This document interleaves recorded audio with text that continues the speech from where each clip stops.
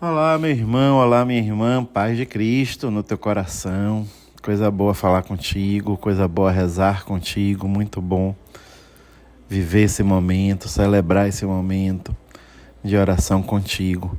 Louvo a Deus por isso e hoje, com toda a igreja, nós louvamos a Deus por nos dar São Tomás de Aquino, grande São Tomás de Aquino, doutor da igreja, né? Aquele que fez, junto com Santo Agostinho, o diálogo da teologia com a filosofia, né? São Tomás, muito especialmente com a filosofia tomista, ele com a filosofia tomista, com todo o pensamento aristotélico, né? Então, com a teologia tomista, ele fez todo esse diálogo com o pensamento aristotélico. Então trouxe a razão, né? A razão filosófica para a teologia. A teologia não vive de uma abstração, mas tem raízes profundas, né? Tem raízes profundas na razão, na racionalidade para compreender sobre as coisas de Deus. Então nós louvamos hoje a Deus por São Tomás, pedimos que também cada dia, pela intercessão dele, nós possamos dar as razões da nossa esperança, como nos fala São Pedro na sua carta, que nós possamos dar as razões da nossa esperança. Não é? E por isso a gente precisa estudar, por isso a gente precisa aprofundar as coisas da fé, por isso a gente precisa viver cada vez mais essa dimensão também de estudar sobre as coisas de Deus. Vamos pedir que o Espírito Santo de Deus venha sobre nós nesse momento, que o Espírito Santo de Deus nos ajude, nos renove, nos inspire, para que nós bem possamos celebrar esse momento, para que nós bem possamos viver este momento, que o Espírito Santo venha nos iluminar, que o Espírito Santo venha regar o nosso coração para tornar o nosso coração terra boa para a semente da palavra. Que o Espírito Santo seja força, luz nesse momento, que o Espírito Santo nos ajude a bem proclamar e escutar, a bem compreender, a bem rezar, a bem meditar, contemplar e viver, e consequentemente viver. Essa é a meta, uma vida que seja ela mesma boa nova de Jesus Cristo, Evangelho de Jesus Cristo para as pessoas. Vinde, Espírito Santo, dai-nos da tua graça, dai-nos da tua força, dai-nos da tua presença e da tua luz nesse momento. Vamos iniciar, meu irmão, minha irmã, em nome do Pai, do Filho e do Espírito Santo. Amém. O Senhor esteja convosco, Ele está no meio de nós. Proclamação do Evangelho de Jesus Cristo, segundo Marcos. Glória a vós, Senhor.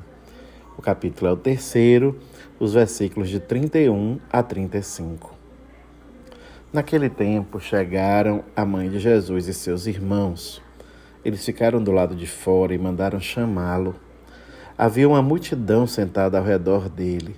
Então lhe disseram: tua mãe e teus irmãos estão lá fora, à tua procura.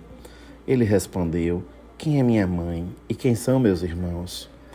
E olhando para os que estavam sentados ao seu redor, disse: aqui estão minha mãe e meus irmãos. Quem faz a vontade de Deus, esse é meu irmão, minha irmã e minha mãe. Palavra da salvação.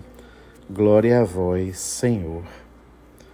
Meu irmão, minha irmã, você sabe, tem um jeito de olhar. Se a gente vê um copo pela metade, tem duas formas de interpretar isso, né? A gente pode dizer que o copo está meio cheio ou dizer que o copo está meio vazio.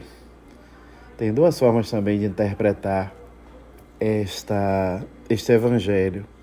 Uma forma é pela exclusão e a outra forma é pela inclusão, ampliação. Excluir, a leitura excludente ou a interpretação excludente vai dizer: Jesus recusa a mãe. Jesus disse que Maria não é a mãe dele. Jesus não dá importância à mãe e à sua parentela, que era todo mundo chamava de irmão, né? Os parentes próximos. Então Jesus recusa. Essa é a leitura excludente. Mas a leitura correta, a leitura precisa, é a leitura que diz assim, é a leitura que inclui, que não exclui Nossa Senhora e os parentes próximos de Jesus da família, mas que inclui a família unida pelos laços da consanguinidade, toda a humanidade. Todo mundo que busca fazer a vontade de Deus. É irmão, irmã, pai, mãe de Jesus, faz parte da parentela, faz parte da família de Jesus. Esse é o jeito correto de interpretar e de rezar esse texto. É não colocar Maria para fora, mas se colocar para dentro. Cada um de nós e cada pessoa, cada homem, cada mulher, que no seu cotidiano, na sua vida, na simplicidade da vida, busca fazer a vontade de Deus. São os irmãos, são da parentela de Jesus. E aí a gente aprende que quando a gente busca fazer a vontade de Deus, a gente se torna família de Jesus.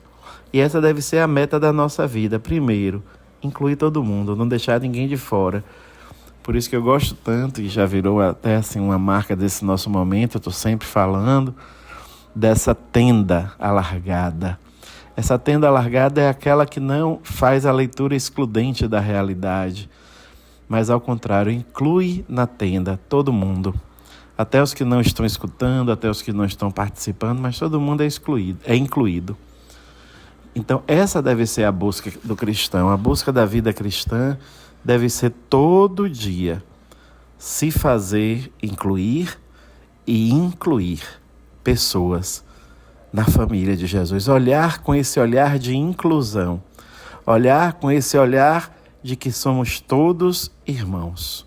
Fratelli tutti. Olhar com esse olhar de que vale a pena viver esse projeto de mundo. Não o projeto que exclui, mas o projeto que inclui. O jeito de ser de Jesus é esse.